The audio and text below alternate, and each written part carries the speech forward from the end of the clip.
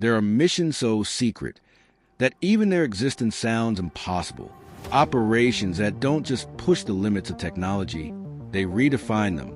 Because sometimes intelligence isn't gathered in the sky or intercepted in signals. Sometimes it has to be recovered from the bottom of the ocean.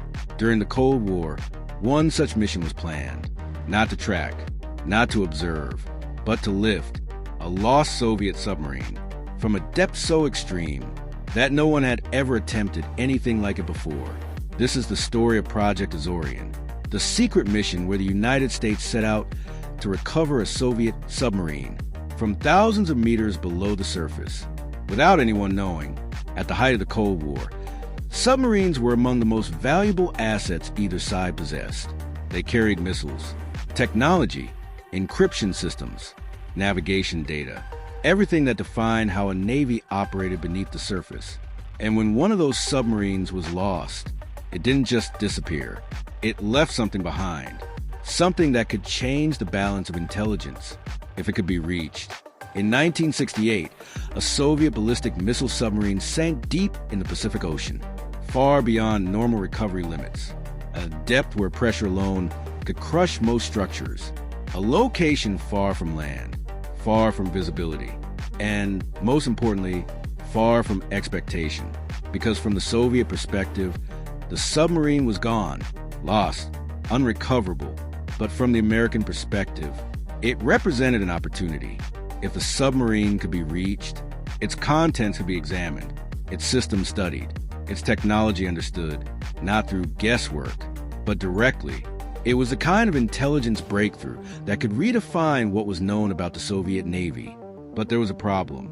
Reaching it meant going deeper than any previous recovery mission, operating in conditions where traditional equipment would fail, where precision had to be absolute, and where failure would not just end the mission, it would expose it. Because this wasn't just a technical challenge, it was a political one. The operation had to remain hidden, completely, because recovering a Soviet submarine without permission would be considered an act of intrusion at the highest level. If discovered, it could trigger international consequences, escalation, diplomatic crisis, or worse. So the mission required something beyond engineering. It required deception, a cover story, a way to operate in the open ocean without revealing the true objective. That is where one of the most unusual elements of the mission emerged, a civilian vessel. At least that's what it appeared to be, a massive ship built under the explanation of deep-sea mining, a project that, on the surface, seemed plausible, even ambitious. But beneath that explanation was something entirely different, a system designed not to mine the ocean floor, but to lift something from it, something no one was supposed to touch. And if you're interested in Cold War stories like this, where intelligence operations push the limits of what was thought possible, consider subscribing, because what this mission would attempt next was not just difficult, it was unprecedented. Because reaching the submarine was only the first step. Lifting it was something no one had ever done before. Designing the mission meant solving a problem no one had ever faced before. How do you lift a submarine from thousands of meters below the ocean surface without breaking it apart? Because at that depth, everything changes. Pressure increases to levels that crush steel. Visibility disappears. Movement becomes difficult to control. And even the smallest miscalculation can result in total failure. The submarine itself had been resting on the ocean floor for years. Its structure compromised, its hull weakened. Any attempt to lift it would place stress on a frame not designed to withstand it. And yet, the mission required exactly that, to secure it, stabilize it, and raise it in one continuous operation. To accomplish this, engineers designed something entirely new, a massive mechanical system, a claw, unlike anything ever built, large enough to surround a section of the submarine, strong enough to hold it, precise enough to operate in total darkness. It would be lowered from the ship down through the water column, kilometer after kilometer, until it reached the ocean floor. But lowering the system was only part of the challenge, because at that depth, control becomes difficult. Currents, movement of the ship above. Even slight shifts could translate into major deviations below. So the entire operation required constant adjustment, constant monitoring, because the margin for error was almost non-existent. Above the surface, the cover story continued. The ship, appearing to be engaged in deep-sea mining, operated openly, visible, observed, but not understood, because no one outside the operation knew what it was really doing. Inside, everything was controlled, carefully, quietly, because exposure would end the mission immediately and possibly trigger consequences far beyond the operation itself.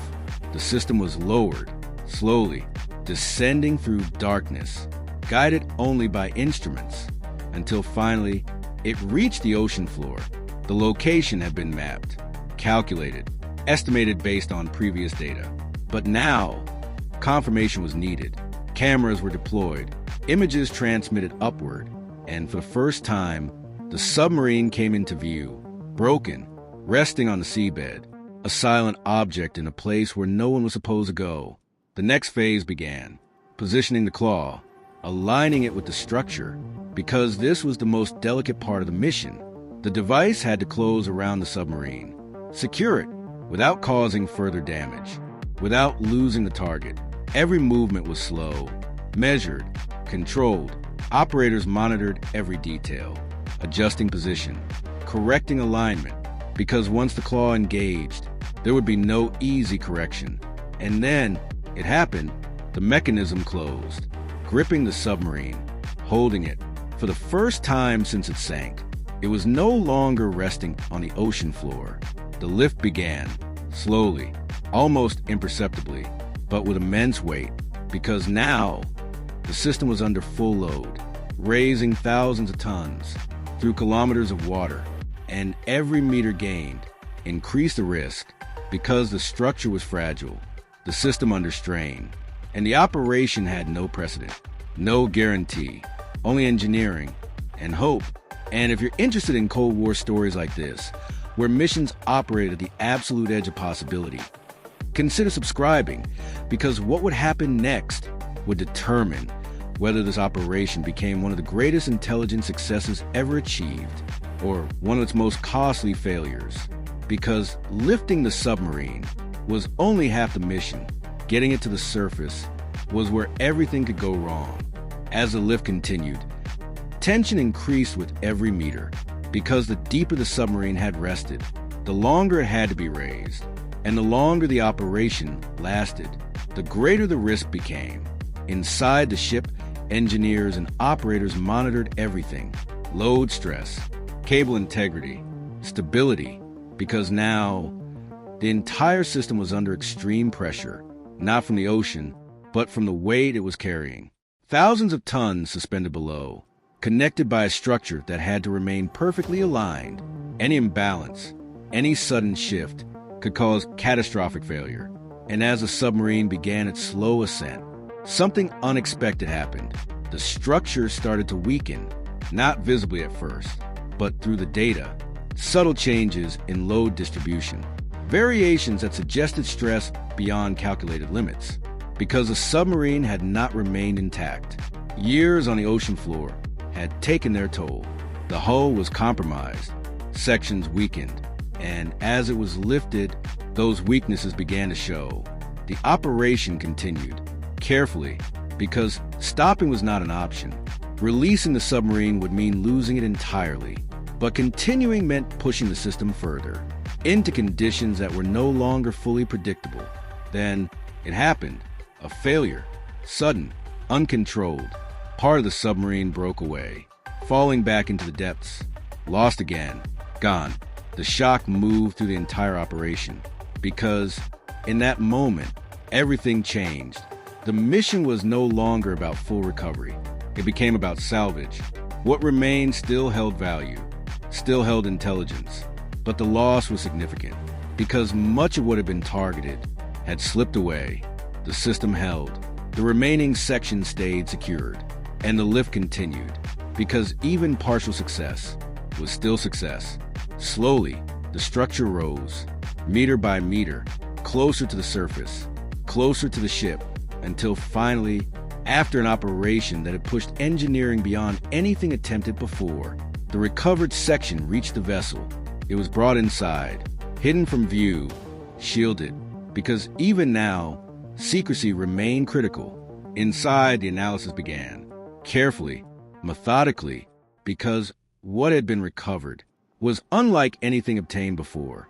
Equipment, materials, possibly encryption systems, all providing direct insight into Soviet submarine technology, not through estimation, not through observation, but through physical access. It was a breakthrough, even if incomplete, even if costly, because in the Cold War, even fragments could change understanding, could refine strategy, could influence future operations. But outside the ship, the world remained unaware. The cover story held. The mission remained hidden, at least for a time. And if you're interested in Cold War stories like this, where success and failure exist in the same moment, consider subscribing, because what Project Azorian ultimately revealed was not just what was recovered, but what was possible. Because even when part of the mission was lost, what remained still changed everything. In the end, Project Azorian was never meant to be known, not by the public, not by the adversary, not even by most within the system that made it possible. It was designed to exist in silence, to succeed quietly, and to disappear just as quietly when it was over. But what it represented could not remain hidden forever, because this mission proved something far beyond its immediate objective. It proved that the United States could operate in places no one else could reach, that it could design systems no one else had imagined, and execute operations that redefine the limits of engineering and intelligence, even at depths where pressure crushed steel, even in conditions where failure seemed inevitable. The mission had succeeded, not completely, but enough to gather intelligence, enough to expand understanding, enough to shift the balance. Quietly, because that was the nature of the Cold War. Not every victory was visible. Not every operation was acknowledged. Some of the most important actions happened in secret, and their impact was felt without ever being seen. Project Azorian was one of those moments, a mission where technology, strategy, and deception came together, where a civilian cover hit a military objective, where a ship on the surface concealed an operation unfolding kilometers below, and where success depended not just on capability, but on remaining invisible. For the United States, it reinforced something essential. That intelligence was not limited to what could be intercepted or observed. Sometimes it had to be taken, recovered, understood directly, and that required a willingness to attempt what had never been done before. Because in a conflict defined by uncertainty, knowledge was power, and access to that knowledge could define the outcome of decisions yet to come.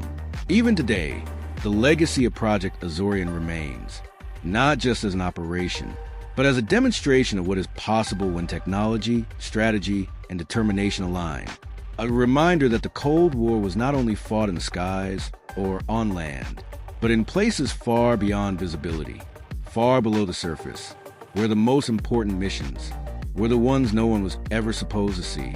For more stories like this, make sure to like the video and subscribe to the channel, because some of the most extraordinary operations in history didn't make headlines.